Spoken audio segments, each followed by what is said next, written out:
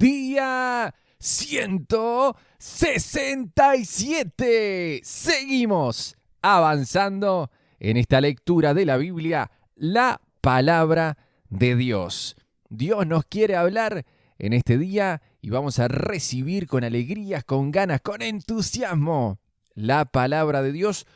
4 capítulos vamos a leer en este día. Seguimos con el libro de Segunda de Reyes y hoy vamos a ver el capítulo 17 y el 18 y el capítulo 65 y 66 del libro de los Salmos. Sin dar más vuelta, arrancamos con Segunda de Reyes, capítulo 17, que dice así: Oseas, hijo de Ela, comenzó a gobernar Israel durante el año 12 del reinado de Acaz en Judá y reinó en Samaria 9 años. Él hizo lo malo a los ojos del Señor, aunque no tanto como los reyes de Israel que gobernaron antes que él. Salmanasar, rey de Asiria, atacó al rey Oseas, por eso Oseas se vio obligado a pagar un elevado tributo a Asiria. Sin embargo, Oseas dejó de pagar el tributo anual y conspiró contra el rey de Asiria al pedirle a So, rey de Egipto, que lo ayudara a liberarse del poder del rey de Asiria. Cuando el rey de Asiria descubrió la traición, tomó a Oseas por la fuerza y lo metió en la cárcel.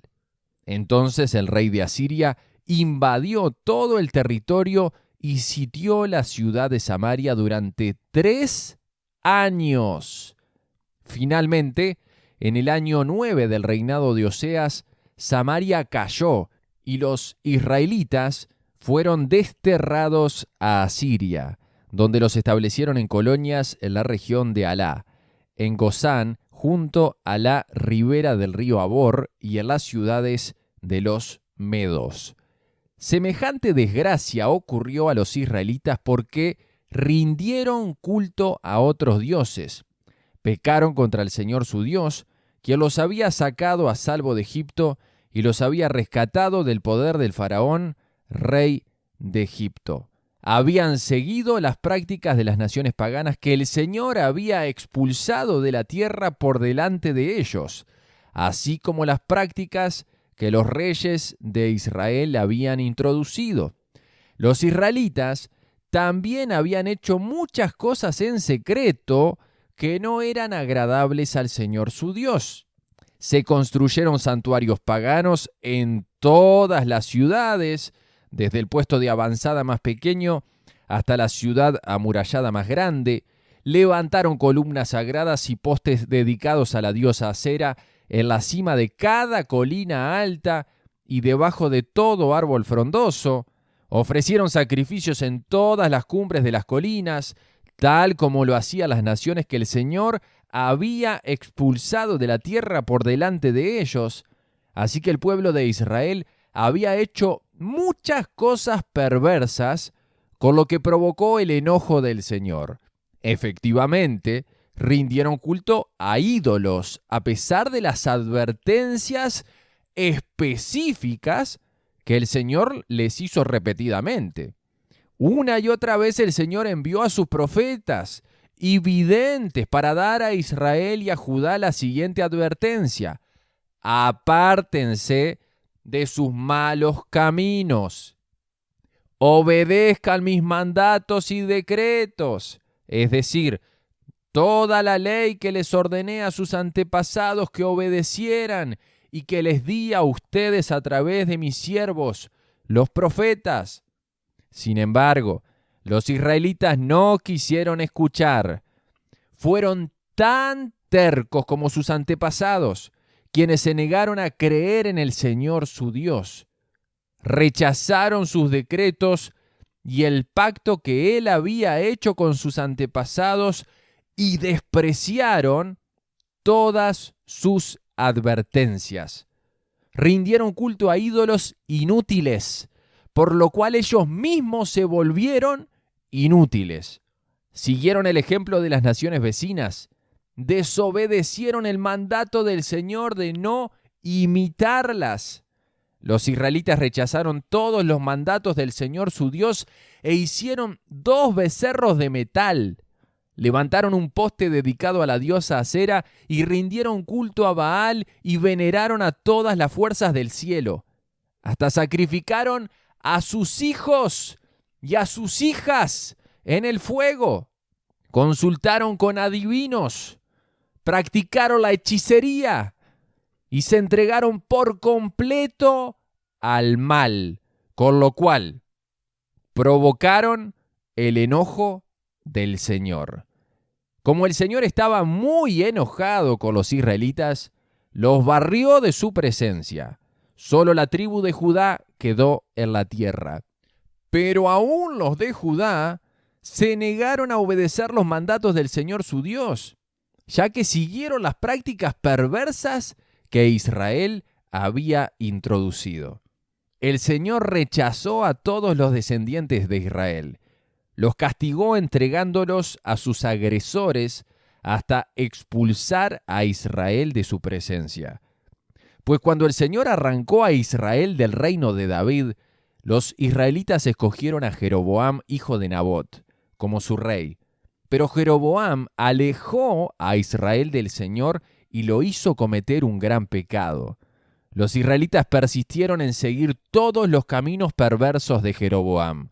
No se apartaron de esos pecados, hasta que finalmente el Señor los barrió de su presencia, tal como les habían advertido todos los profetas. En consecuencia, los israelitas fueron desterrados y deportados a Asiria, donde se encuentran hasta el día de hoy. El rey de Asiria transportó grupos de gente desde Babilonia, Cuta, Aba, Hamat y Sefarvaim, y los reubicó en las ciudades de Samaria en reemplazo del pueblo de Israel. Ellos tomaron posesión de Samaria y habitaron sus ciudades. Pero ya que estos colonos extranjeros no adoraban al Señor cuando recién llegaron, el Señor envió leones que mataron a algunos de ellos. Por esa razón mandaron un mensaje al rey de Asiria en el cual le decían: La gente que has mandado a habitar las ciudades de Samaria no conoce las costumbres religiosas del Dios de este lugar. Él ha enviado leones a destruirlos porque no lo adoraron como se debe. Entonces el rey de Asiria ordenó: manden de regreso a Samaria a uno de los sacerdotes desterrados, que viva allí y les enseñe a los nuevos residentes las costumbres religiosas del Dios de ese lugar. Entonces, uno de los sacerdotes que había sido desterrado de Samaria regresó a Betel y les enseñó a los nuevos residentes cómo adorar al Señor. Sin embargo, los diversos grupos de extranjeros a la vez siguieron rindiendo culto a sus propios dioses.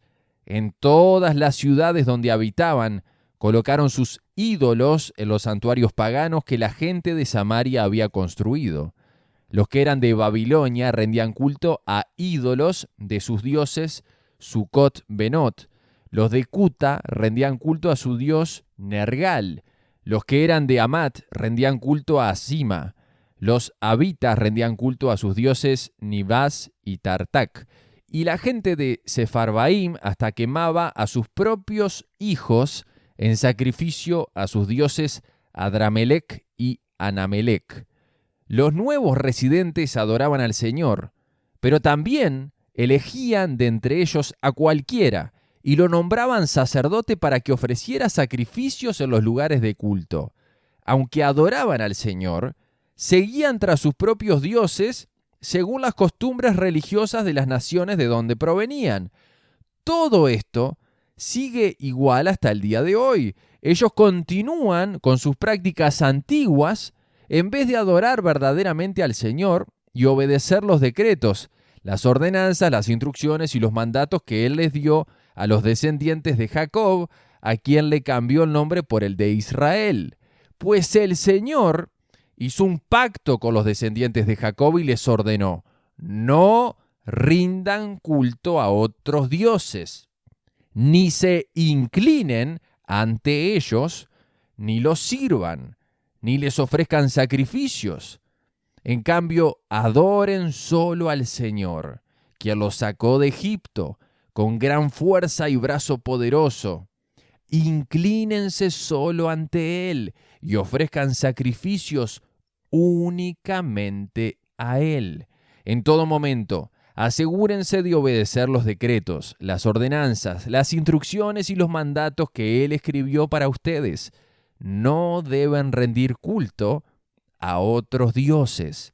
No olviden el pacto que hice con ustedes y no rindan culto a otros dioses. Adoren solo al Señor su Dios. Él es quien los librará de todos sus enemigos. Sin embargo, la gente no quiso escuchar y siguió con sus prácticas antiguas. Así que, si bien los nuevos residentes adoraban al Señor, también rendían culto a sus ídolos, y hasta el día de hoy sus descendientes hacen lo mismo. Ahí finalizamos Segunda de Reyes, capítulo 17, donde Dios es muy claro. A mí me encanta eso de Dios, que Dios no te dice una cosa y más o menos. Dios es claro, no rindas culto a otros ídolos. Es clarita, las indicaciones de Dios son claritas. Y es claro que al pueblo de Israel no le fue bien porque se empezó a inclinar en adoración a otros dioses, a meter otras prácticas, otras cosas. No quiero hacer muchos más comentarios por cuestiones de tiempo, viste que prácticamente no hice comentarios y el tiempo se va yendo volando porque son capítulos largos esto. Pero siempre me gusta volver a lo mismo, a lo práctico. ¿Qué vas a hacer con tu vida? No seamos como esta gente, porque como decía el versículo 40, sin embargo la gente no quiso escuchar y siguió con sus prácticas antiguas. Y hay gente que no quiere ser renovada, no quiere entender realmente. La pregunta es esa, ¿vos realmente querés saber la verdad? ¿Querés realmente saber si lo que estás haciendo con tu vida es agradable a Dios o no?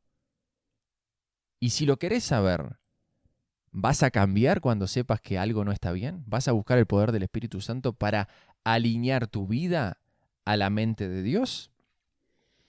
Yo quiero hacerlo porque sé que me va a ir bien y le va a ir bien a mis hijos y a mis nietos. Vale la pena amar a Dios, vale la pena seguirlo. Dios es bueno, muy bueno. Ayer habíamos finalizado Segunda de Reyes capítulo 16 con un versículo que decía: cuando Acaz murió, lo enterraron con sus antepasados en la ciudad de David. Luego su hijo Ezequías lo sucedió en el trono. Y en este contexto vamos a arrancar Segunda de Reyes capítulo 18, que dice así: Ezequías, hijo de Acaz, comenzó a gobernar Judá durante el tercer año del reinado de Oseas en Israel. Tenía 25 años cuando subió al trono y reinó en Jerusalén 29 años.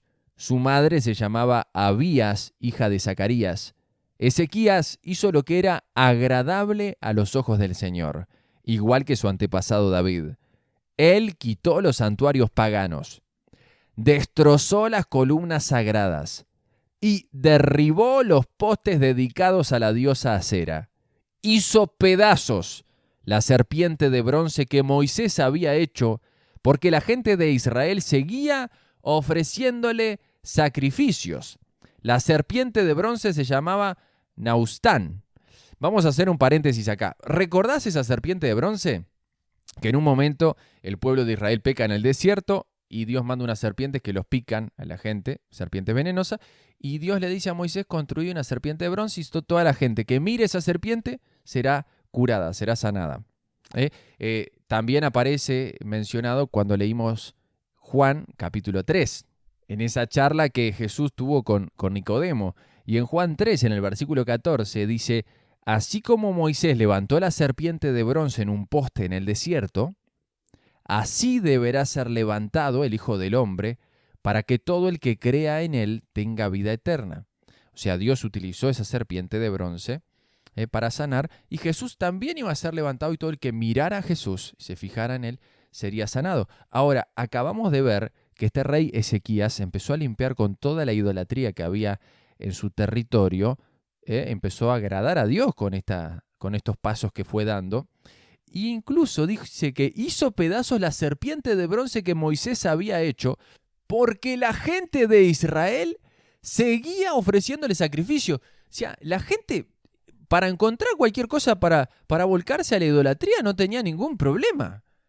Era clarito que simplemente la tenían que mirar en ese momento, esa serpiente de bronce, y bueno, fue un momento puntual, pero no es que tenían que adorar a la serpiente de bronce, pero la gente con tal de cualquier cosa le servía que la pudiera tocar para empezar a adorarla. Y Ezequías dijo, bueno, esto fue de Dios, fue una indicación de Dios a Moisés para un momento puntual, pero está desviando a la gente. Entonces vamos a destruirlo, ¿no? ¿Qué hombre que tenía las cosas bien en claro, este rey Ezequías, y llegó a destruir esa serpiente de bronce que había mandado a construir Moisés? No destruyó cualquier cosa, pero era tan grande el temor de Dios que él tenía que él dijo, esto por más que fue una indicación de Dios en su momento, ahora tenemos que destruirlo, porque está desviando a la gente del foco de la adoración pura y real a Dios. Versículo 5.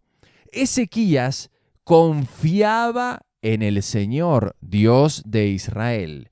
No hubo nadie como él entre todos los reyes de Judá, ni antes ni después de él. Permaneció fiel al Señor en todo y obedeció cuidadosamente todos los mandatos que el Señor le había dado a Moisés. Por eso el Señor estaba con él. Y Ezequías tuvo éxito en todo lo que hizo. Se rebeló contra el rey de Asiria y se negó a pagarle tributo. También conquistó a los filisteos hasta la lejana región de Gaza y su territorio desde el puesto de avanzada más pequeño hasta la ciudad amurallada más grande. Durante el 4.º año del reinado de Ezequías, que era el 7.º año del reinado de Oseas en Israel, Salmanasar, rey de Asiria, atacó la ciudad de Samaria y comenzó a sitiarla. 3 años después, durante el 6.º año del reinado de Ezequías y el 9.º año del reinado de Oseas en Israel, Samaria cayó. En ese tiempo, el rey de Asiria desterró a los israelitas a Asiria y los ubicó en colonias en la región de Alá, en Gozán junto a la ribera del río Abor y en las ciudades de los medos, pues ellos se negaron a escuchar al Señor su Dios y a obedecerlo. En cambio, violaron su pacto, es decir, todas las leyes que Moisés, siervo del Señor, les había ordenado que obedecieran. En el año 14 del reinado de Ezequías, Sennacherib, rey de Asiria, atacó las ciudades fortificadas de Judá y las conquistó. Entonces el rey Ezequías envió el siguiente mensaje al rey de Asiria que estaba en Laquis. Yo he actuado mal. Si tú te retiras, te pagaré cualquier tributo que exijas. Así que el rey de Asiria exigió un pago de más de 10 toneladas de plata y 1 tonelada de oro. Para reunir esta cantidad, el rey Ezequías usó toda la plata que estaba guardada en el templo del Señor y en el tesoro del palacio. Hasta quitó el oro de las puertas del templo del Señor y de los marcos de las puertas que había revestido con oro, y se lo dio todo al rey de Asiria. Sin embargo, el rey de Asiria mandó desde Laquis a su comandante en jefe, a su comandante de campo y a su jefe del Estado Mayor con un enorme ejército para enfrentar al rey Ezequías en Jerusalén. Los asirios tomaron posición de batalla junto al acueducto que vierte el agua en el estanque superior, cerca del camino que lleva al campo donde se lavan telas. Mandaron llamar al rey Ezequías, pero el rey envió a 3 funcionarios a recibirlos: Eliakim, hijo de Hilcías, administrador del palacio; Sebna, secretario de la corte; y Joa, hijo de Asaf, historiador del reino. Entonces el jefe del Estado Mayor del rey asirio les dijo que les transmitieran a Ezequías el siguiente mensaje. El gran rey de Asiria dice: ¿En qué confías que te da tanta seguridad? ¿Acaso crees que simples palabras pueden sustituir la fuerza y la capacidad militar? ¿Con quién cuentas para haberte rebelado contra mí? ¿Con Egipto? Si te apoyas en Egipto, será como una caña que se quiebra bajo tu peso y te atraviesa la mano. El faraón, rey de Egipto, no es nada confiable. Tal vez me digas, confiamos en el Señor nuestro Dios. Pero, ¿no es Él a quien Ezequías insultó? ¿Acaso no fue Ezequías quien derribó sus santuarios y altares e hizo que todos en Judá y en Jerusalén adoraran solo en el altar que hay aquí en Jerusalén? Se me ocurre una idea. Llega a un acuerdo con mi amo, el rey de Asiria. Yo te daré 2000 caballos, si es que puedes encontrar esa cantidad de hombres para que los monten. Con tu pequeño ejército, ¿cómo se te ocurre desafiar siquiera al contingente más débil de las tropas de mi amo? Aunque contaras con la ayuda de los carros de guerra y sus conductores de Egipto, es más, ¿crees que hemos invadido tu tierra sin la dirección del Señor? El Señor mismo nos dijo, ataquen esta tierra y destrúyanla.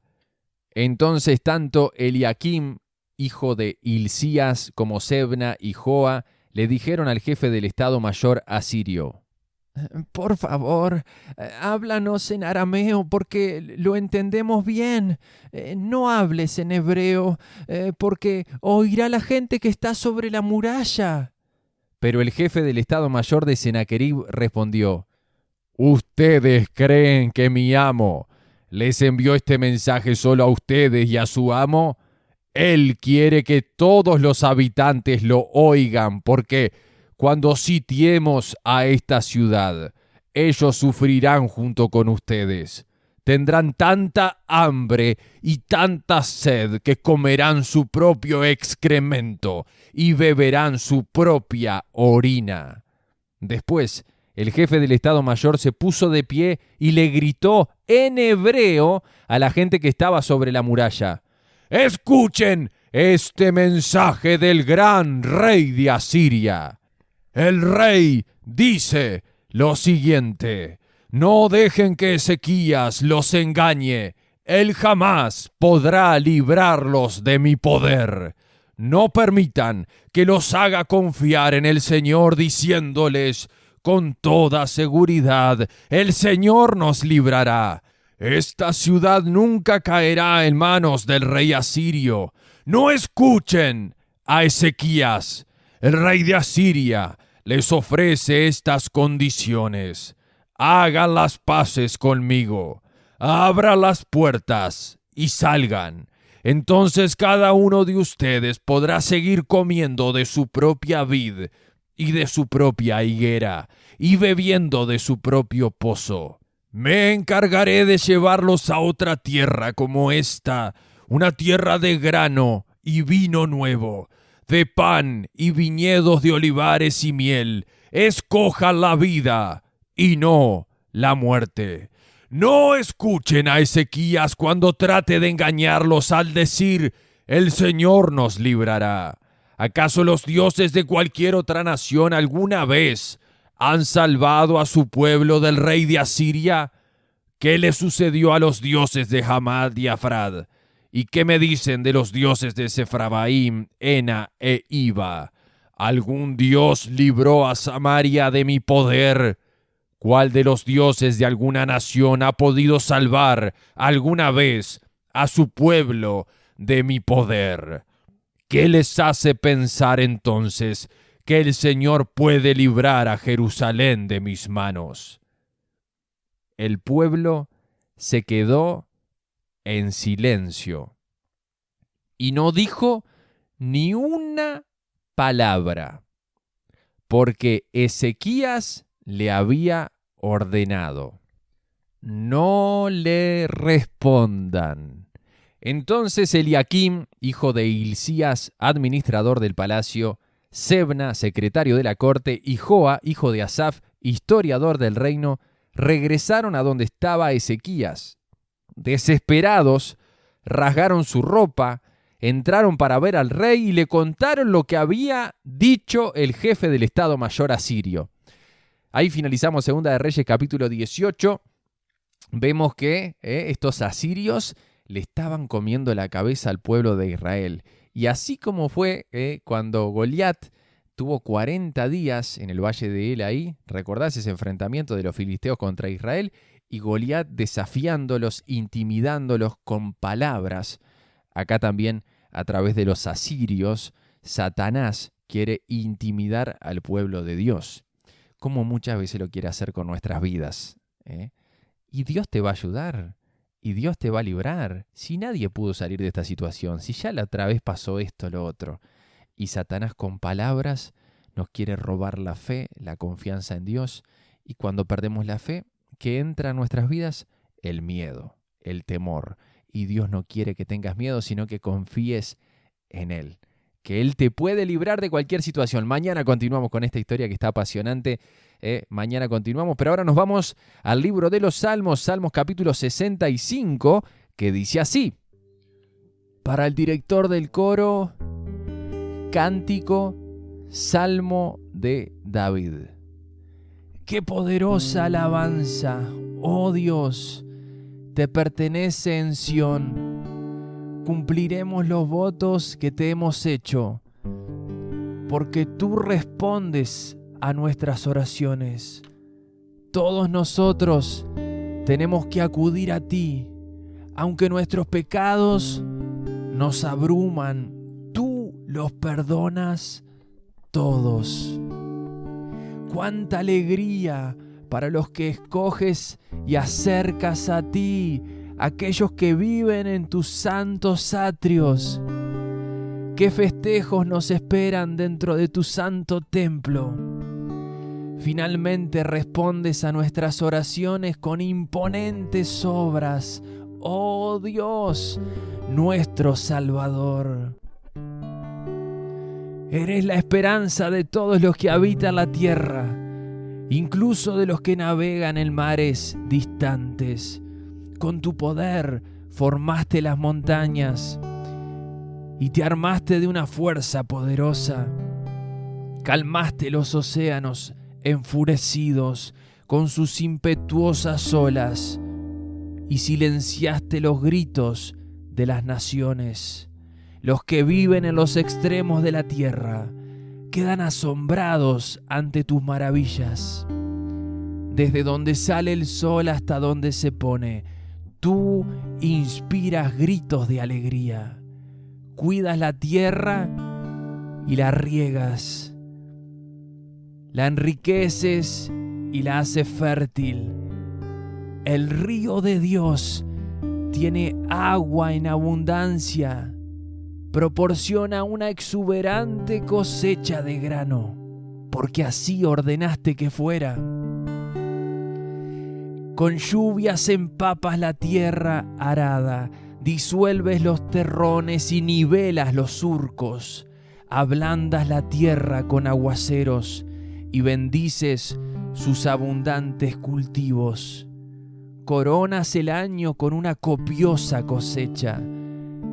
Hasta los senderos más pisoteados desbordan de abundancia. Las praderas del desierto se convierten en buenos pastizales y las laderas de las colinas florecen de alegría.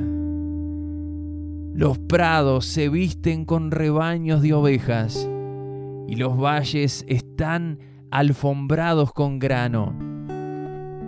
Todos gritan y cantan de alegría. Ahí finalizamos el Salmo 65 y nos vamos rapidito para Salmos 66, que dice así. Griten alabanzas alegres a Dios, habitantes de toda la tierra. Canten de la gloria de su nombre. Cuéntenle al mundo lo glorioso que es Él. Díganle a Dios qué imponentes son tus obras. Tus enemigos se arrastran ante tu gran poder. Todo lo que hay en la tierra te adorará, cantará alabanzas, aclamando tu nombre con cánticos gloriosos.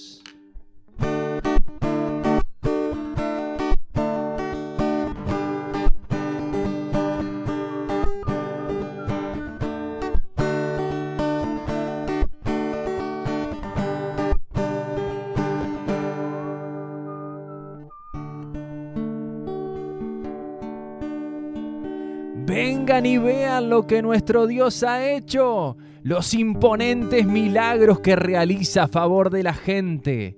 Abrió un camino seco a través del Mar Rojo y su pueblo cruzó a pie. Allí nos alegramos en él, pues con su gran poder gobierna para siempre. Observa cada movimiento de las naciones, que ningún rebelde se levante desafiante.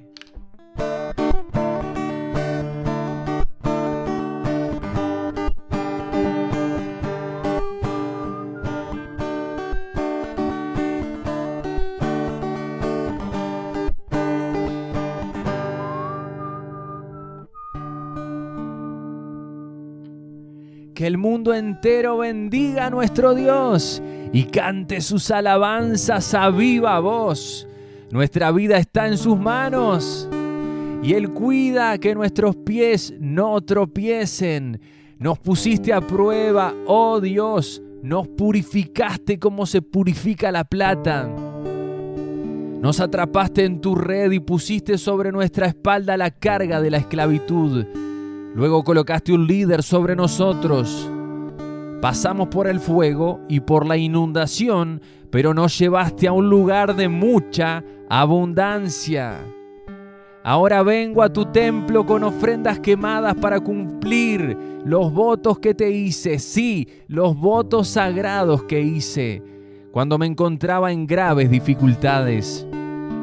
Por eso sacrifico ofrendas quemadas a ti, lo mejor de mis carneros como aroma agradable y un sacrificio de toros y chivos.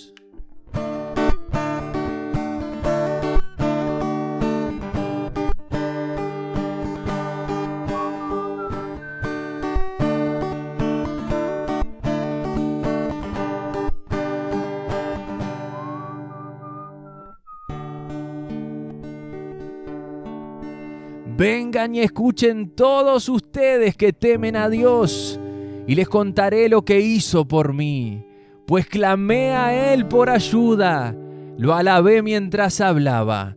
Si no hubiera confesado el pecado de mi corazón, mi Señor no me habría escuchado.